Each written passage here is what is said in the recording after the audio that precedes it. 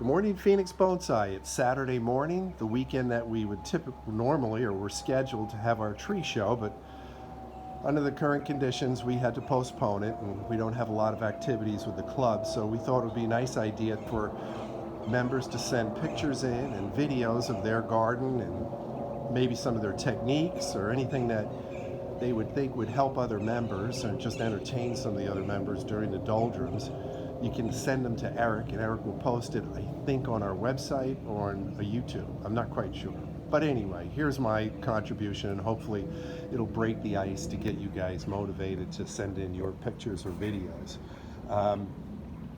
I have my trees and tables or benches scattered out through my yard, taking advantage of some of the large trees in my yard and for the shade of the house. So for instance, this particular bench, these guys get in complete shade around 1 o'clock, which is really good for my boxwoods. This Rose of Sharon, which would crinkle and burn in the summertime underneath shade cloth. These crepe myrtles, I don't know if you can see these crepe myrtles, they get a little sunburn too. Here's one note here. I don't know if you can see this particular crepe myrtle, but I got that down at Mesquite Valley Nursery. They've got hundreds of them in 5-gallon pots. It's too late now, but in the early spring you can cut them back real hard once because we want the trunk, and the branches grow back pretty quickly and they can turn into a nice tree in not a lot of time. But anyway, these are the benches that I make. This one is 32-ish inches tall, which is the perfect height. The posts are 24 inches in the ground, pretty easy digging, no concrete. I have a trick to get the hole dug. You could dig these 2 holes in 10 minutes and you're done and backfilled and ready to go. I get the wood at Home Depot, and if you plan ahead, you go there, you give them your measurements, and they'll cut everything for you. So all you have to do is take it home, stain it if you want, put it together, and you're good to go. You do it all easily within a day, and you have a nice bench that comes in handy. Here's one of my earlier benches. It's a little lower. It's 24 inches tall. That one in the middle, the big one there, that's a Fukian tea. It's nice. You may have seen my tags on some of these. I use these impresso tags. You just take a pen and it's kind of like almost engraving. You just impress the message or whatever you want to put on your tag. But they're good because it'll tell you can put when you repotted them last, and after a while you get, or when you purchase a tree, where, whatever you want to remember, because you won't remember. So they really help, and they don't fade. They last forever pretty much. Here's some trees that are in the sun pretty much all day. My junipers and olives. This guy who's got a haircut, you can't see it with the sun. But one other little point here, this lantana is in a fairly small pot, and with my small pots I either bury them or just put them on top of another pot. In this case it's used bonsai soil, but the roots will grow through the drain hole and into the bigger pot, and it aids in the pot not drying out so quickly. It'll still have to be watered up to like 3 times in the hot time of the summer, but it's like night and day and makes a huge difference. So over here, try not to shake and make you dizzy, seasick. Here's a little ficus project I have going. You can see it's wired pretty heavy, and I'm going to leave that wire on there to encourage some real texture on that bark. So I'm going to let those wires dig in. Sometimes wire marks are good because it'll give some real texture to that otherwise smooth bark. My adenium, he hasn't woken up yet. Hopefully he will. I've got a collected torch glow boogie. You can't see over there, too much sun. This Japan holly's kind of cool because it's never flowered this much. And I think what helped flowering it with what I did was I thinned it out with the Japans and even the boxwoods. Instead of just cutting the outside, I thin the leaves out with tweezers. So if you thin them all out, you get a better tree. You don't get dead spots. And he's got a nice trunk, and it's coming along pretty nicely. This olive I got from Tom Vaughn last year on our bus trip. It's a branch that he rooted.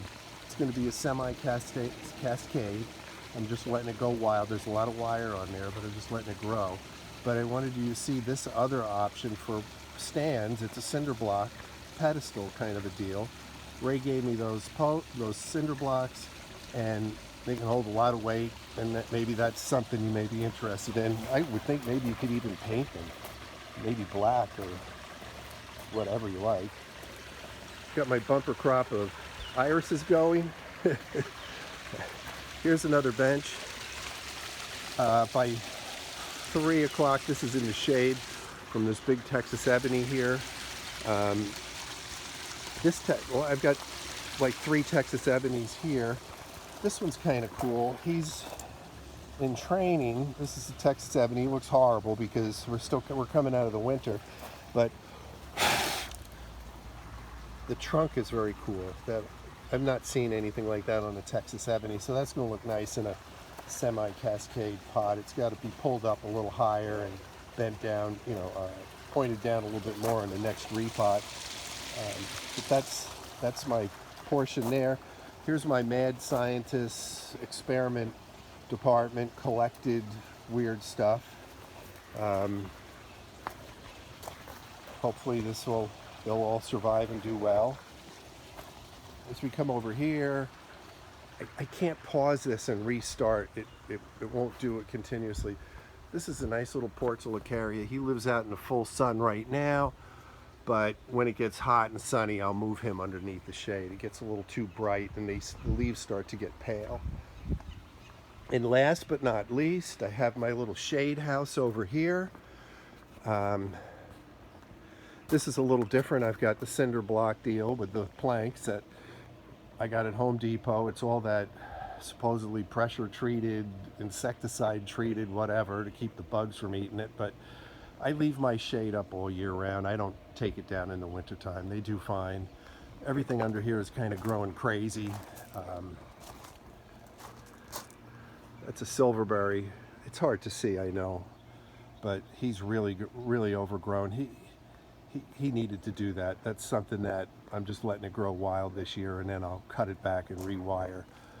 All my elms are real bushy and going crazy. Oh, I wanted to show you one more thing. Let me just show you. I got some Apulaculicarias that haven't popped out yet.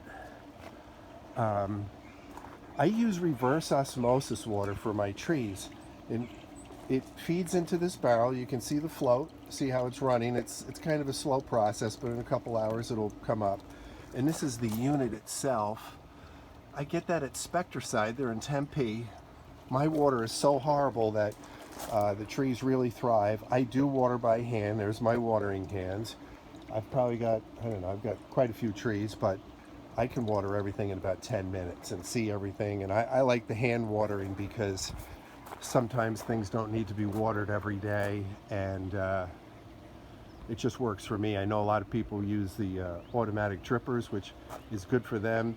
The hand watering with the reverse osmosis works best for me because my water is so horrible.